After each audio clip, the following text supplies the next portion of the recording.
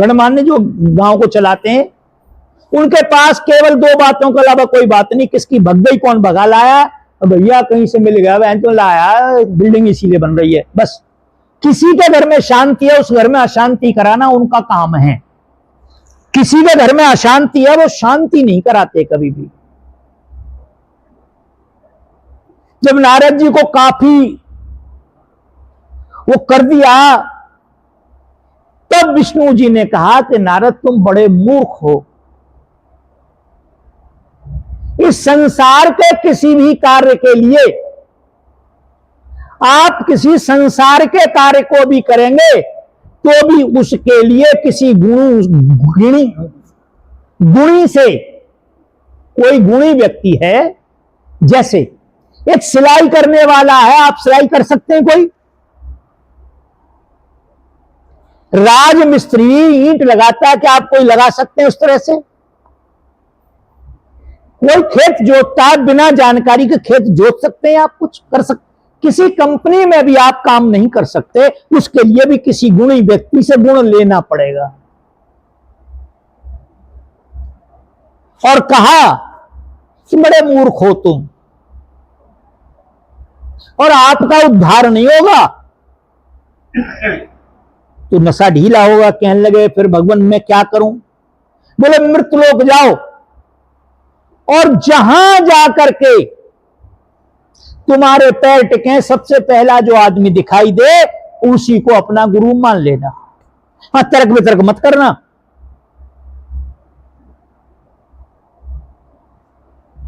कोई बात नहीं। नारद जी ने आंख बंद की और नीचे एक नौका में उतर गए।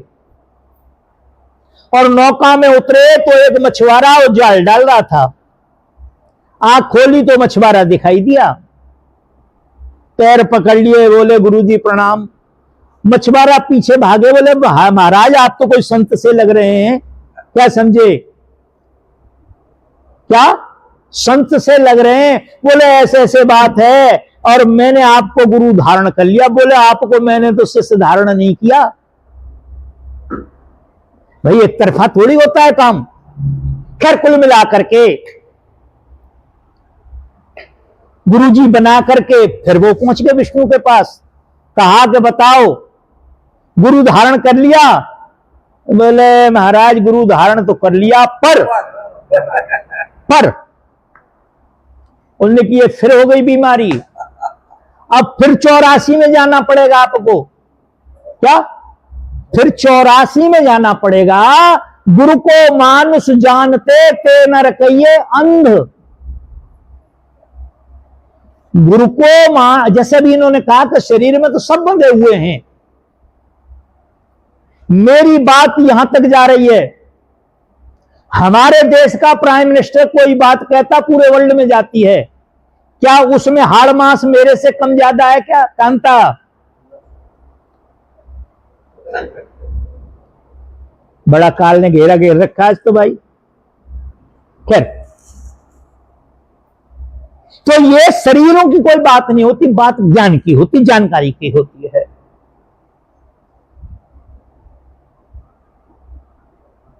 तो नारद आपको फिर 84 में जाना पड़ेगा। अरे महाराज ये क्या हुआ? ये तो बहुत बड़ी बीमारी हो गई। अच्छा, बोले एक काम करो, बीमारी हो गई पर बीमारी काटने का एक तरीका है कि आप इंद्र के पास जाओ और ये सारा विवरण बताना, वो बताएगा। ठीक, फटाफट इंद्र की सभा में आए और कहा कि इंद्र मेरे से यार गलती हो गई, पर भैया ये भगवान ने कहा है कि तुम कोई उपाय जानते हो, तुम कोई उपाय जानते हो, और उपाय जो जानते हो वो बता दो। उनने कहा कि भाई 84 में तो जाना पड़ेगा, या 84 बार 4 बार परिक्रमा काट लो पृथ्वी की पूरी की।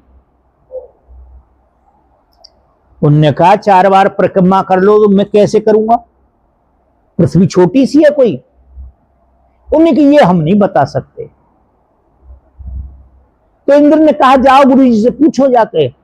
आए गुरुजी के पास, तो गुरुजी तो अपना वही काम कर रहा था।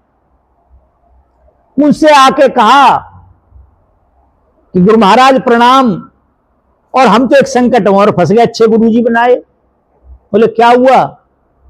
बोले इस प्रकार का पाप लग गया हमको, आपको हमने कह दिया, पर मैं भगवान के पास गया, भगवान ने कह दिया इंद्र के पास। इंद्र ने कहा कि 84 का चक्कर तो है अब, पर तुम एक काम करो, 4 बार पृथ्वी के चक्कर लगा लो, तुम्हारा ये पाप कट जाएगा। तो मैंने कहा भाई मेरे को तो तरीका नहीं है। तो उन्होंने कहा वो आपके पास भेजा उन्होंने। उनकी अच्छा कोई बात नहीं, ये देवता होते हैं और ये जो भगवान होते हैं बड़े लोग होते हैं, बड़े मक्कार होते हैं, झूठे भी होते हैं ये लोग। अब तुमने 4 बार परिक्रमा कर ली और इन्होंने कही कि नहीं करी, तो फिर परेशानी हो जाएगी। जाओ इंद्र के पास और इंद्र से पूछ कहना कि हे इंद्र, मैं परिक्रमा करने के लिए तैयार हूं, पर एक काम करो, या तो मुझे एक आदमी दे दो जो मेरे साथ साथ चले, वो आपको बता देगा कि भाई मैंने परिक्रमा कर ली, या फिर नक्शा बना के दे दो। इंद्र ने धर्मराज से कहा कि भैया इन्हें नक्शा बना के दे दो, आदमी कौन देंगे हम आपको। नक्शा बना के दे दिया और नक्शा लपेट के कहने लगे अब बड़ी समस्या हुई, अब क्या करूं मैं, नक्शा का क्या करूं। फिर आए गुरुजी के पास, कहने लगे नक्शा तो आ गया। तो गुरुजी ने उठा के एक बेंत मारा कि रे महामूर्ख, अरे पृथ्वी का नक्शा है ये, इंद्र के सामने या भगवान के सामने 4 बार यूं लेट जाता और 4 बार यूं लेट जाता, पैर और हाथ इसके बाहर निकाल देता, पेट इसके ऊपर रख देता, हो गया पार। अब वो लपेट के फटाफट वो इंद्र के पास नहीं गए, वो विष्णु के पास गए और बिछा के उसे, और लंबे लंबे हाथ बाहर निकाल दिए, पैर बाहर निकाल दिए, 4 बारियों दंडोत करी और 4 बारियों करी। विष्णु जी ने कहा कि आपको पता चल गया ना गुरु जी का महत्व क्या होता है। पूरे जीवन भर पृथ्वी के चक्कर काटते रहते, चक्कर पूरे नहीं होते।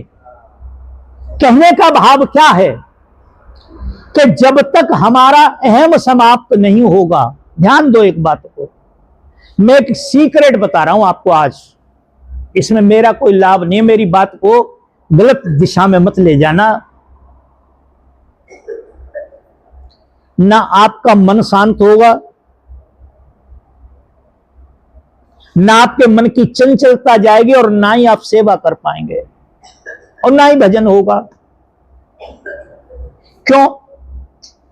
कि जो करने की बात है हम वो नहीं कर पाते।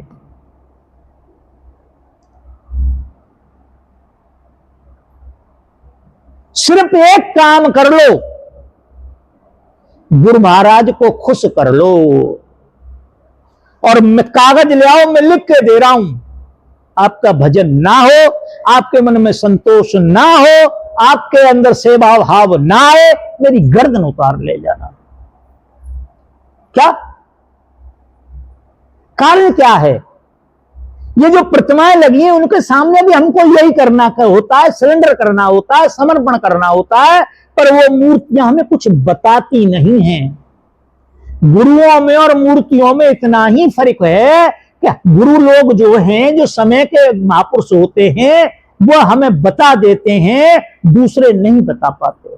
जो जा चुके, हमारे गुरु महाराज जा चुके यहां से, शरीर पूरा करके, प्रतिमा लगी हुई है, आप सिगरेट पी के उनके मुंह पे धुआं मार दो, कुछ नहीं कहेंगे। मेरे मुंह पे मार दो, मैं धक्का मार के बाहर कर दूंगा आपको। क्यों? कि आपकी अच्छाई बुराई को मैं जान रहा हूं।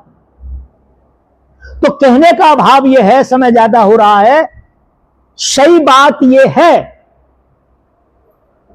कि बिना सेवा के सत्संग में मन नहीं लगेगा, और बिना सत्संग के भजन सुमिरण नहीं होगा, और बिना भजन सुमिरण के आप भवसागर से पार नहीं जा सकते।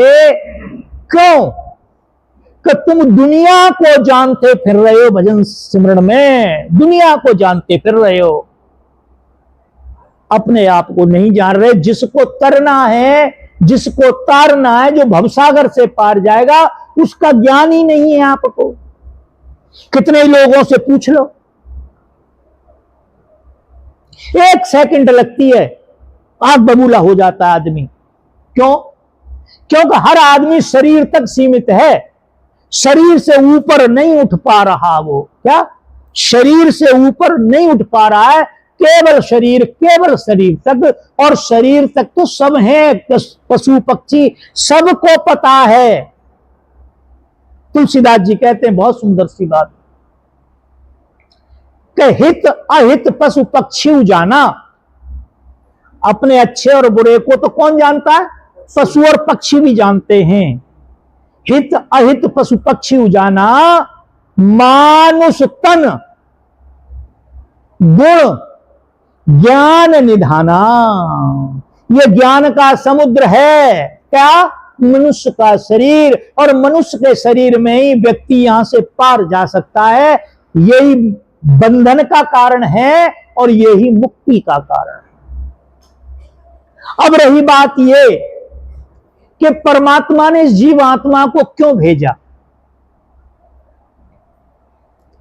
जब इस संसार में कुछ नहीं था, कुछ भी, ना आकाश था, ना पृथ्वी था, वनस्पति कोई भी चीज नहीं थी, तो सबसे पहले परमेश्वर ने 5 तत्व का निर्माण किया। अपनी स्वेच्छा से उसकी दृष्टि जिधर गई वैसा वैसा होने लगा। जैसे कांता इतनी समझ में नहीं आई, बार बार कहते हैं सत्संग में। चलो ठीक है, ठीक है। ये विद्वान व्यक्ति में यही तो बात होती है, तर्क साथ रखा होता है उसके थैला में। खैर, क्या कह रहा मैं? स्वेच्छा से। और ये मैं ऐसे ही नहीं कह रहा।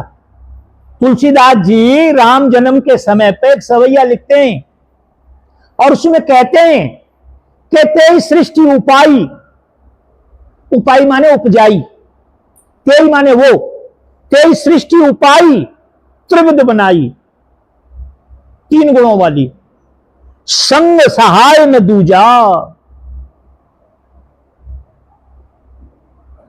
सो अविनाशी घट घट बासी, पूर्ण परमानंदा। सो चिंता, वो अलग विषय है। तो परमात्मा ने सारी वनस्पति, सारी 5 महाभूतों को बनाने के बाद 3 गुण बनाए, और 3 गुण बनाने के बाद फिर सभी के जोड़े बनाए। क्या बनाए? जोड़े बनाए। एक स्त्री बनाई, एक पुरुष बनाए, गधा बनाया, गधी बनाई, ऊंट बनाया, ऊँटनी बनाई, भैंस बनाई, और जो सब एक दूसरे के बनाए, मगर वो सब पुतले के पुतले बने बैठे हैं, पुतले बने बैठे हैं, कोई कार्य नहीं कर रहा। तब परमेश्वर ने उन सब के अंदर आत्मा को प्रविष्ट किया। क्या किया? जैसे कोई भी इंस्ट्रूमेंट रखा हुआ और उसमें बिजली नहीं पास किया आपने, तो काम नहीं करता। कितने बटन दबा लो, गाड़ी खड़ी है, खूब ब्रेक लगाओ, गियर बदलो, देखो कितनी स्पीड से भागेगी? नहीं भागेगी। जैसे ही आप स्टार्ट करेंगे, करंट बन जाएगा, उसके अंदर ऊर्जा चालू हो जाएगी, फिर जरा गियर लगा के और क्लच को छोड़ के देखो, दीवार को तोड़ देगी वही गाड़ी। तो सबके अंदर प्राण फूके, आत्माएं डाली, और ये कहा।